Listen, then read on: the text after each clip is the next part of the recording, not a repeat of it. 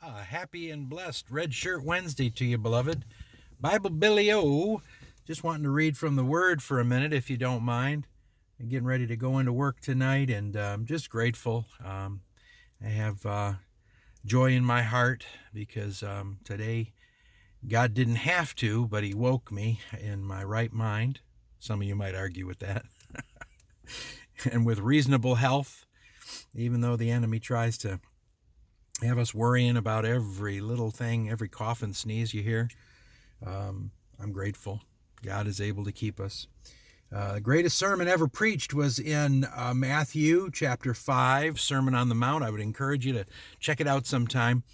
It was so powerful, those 9 Beatitudes that were really what the 12 steps were made from, were powerful in my life to help deliver me, to redeem me, really, from a lifestyle that was destroying my life.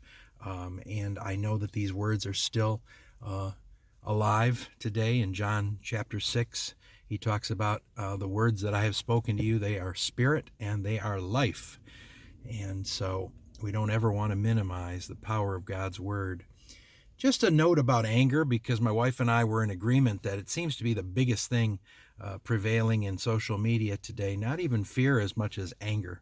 And anger can be so acidic, and Jesus warns against it. In chapter 5 and verse 21, he says, "You have heard that it is said to those of old, 'You shall not murder,' and whoever murders will be liable to judgment.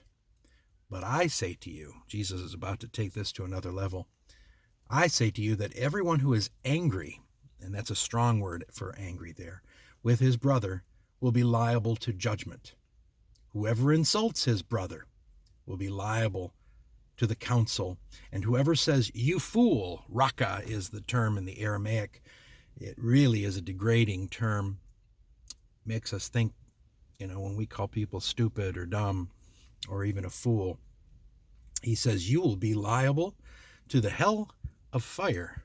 Wow. So if you are offering your gift at the altar and there you remember that your brother has something against you. So if there's somebody you need to make a reconciliation with and need to forgive, or go to your brother and ask forgiveness of, he says, leave your gift there at the altar and remember that your brother has something against you. Leave your gift there at the altar and go first be reconciled to your brother, and then come and offer your gift. Come to terms quickly with your accuser while you are going with him to court, lest your accuser hand you over to the judge, and the judge to the guard, and you to be put into prison. Truly I say to you, you'll never get out until you have paid the last penny. Or in the Greek, he means what a day's pay for a worker would have been. And so it's better to settle out of court, is what he's trying to say. It doesn't mean that there aren't places for lawsuits, but as Christians, one believer or one brother to another, we ought to settle things, because it could turn against you. In this legal system of the world, you may end up being the one who's put in prison. Oh, he goes on to talk about divorce. He gets so practical.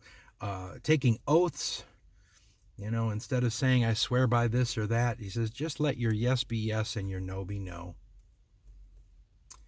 And how we ought to not retaliate against those who come against us. Boy, that's a tough word. Maybe I'll read that real quick. He says, "You've heard an eye for an eye and a tooth for a tooth. But I say to you, do not resist the one who is evil. But if anyone slaps you on the right cheek, turn to him and offer the other also.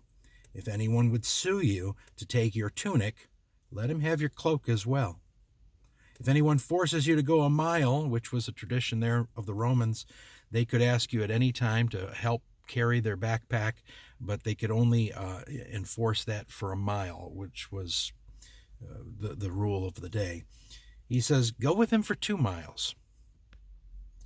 Give to the one who begs from you, and do not refuse the one who would borrow from you. Jesus gives so much practical application, and he uses everyday examples that were around him.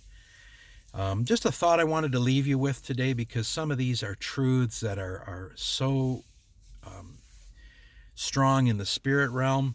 As I mentioned, he said, my words, they are spirit and they are truth. The enemy would have us to be so body conscious and so physical minded. That is to say, only thing that is real is what I can touch or see, smell.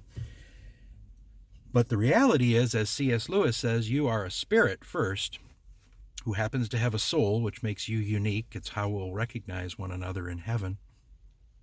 That happens to be housed by a body. So it's first spirit, then soul, then body. And what the enemy has tried to do in this world is flip all of that on its head, upside down. And he says, well, your body first. Take care of what's on the outside. And I'm not saying exercise isn't important, although to look at me, you might wonder if I really believe that.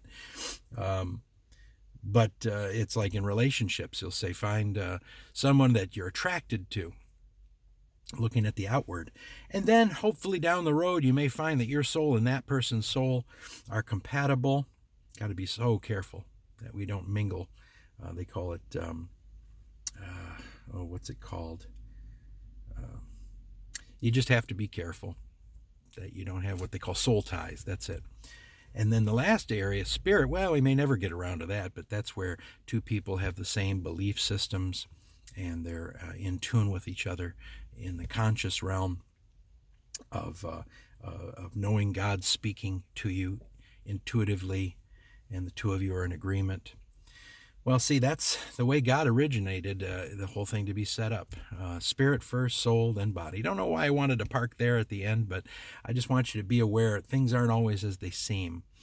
And the things that you're looking at, boy, we are quick to judge by someone's words, but sometimes not even by their words, by the way they look. We run it through a filter of what we've been taught. Perhaps we've been taught wrong.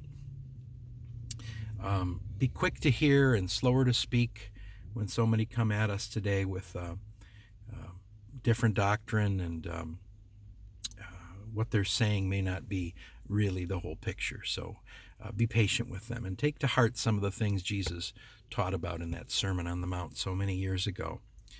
They are powerful principles for the kingdom, which will be at work even after this world is gone. But they're also applicable for us to walk in the kingdom, which is now. The kingdom of heaven is near. I call you blessed. I pray you have a wonderful day. Thank you for praying for me and my family in advance.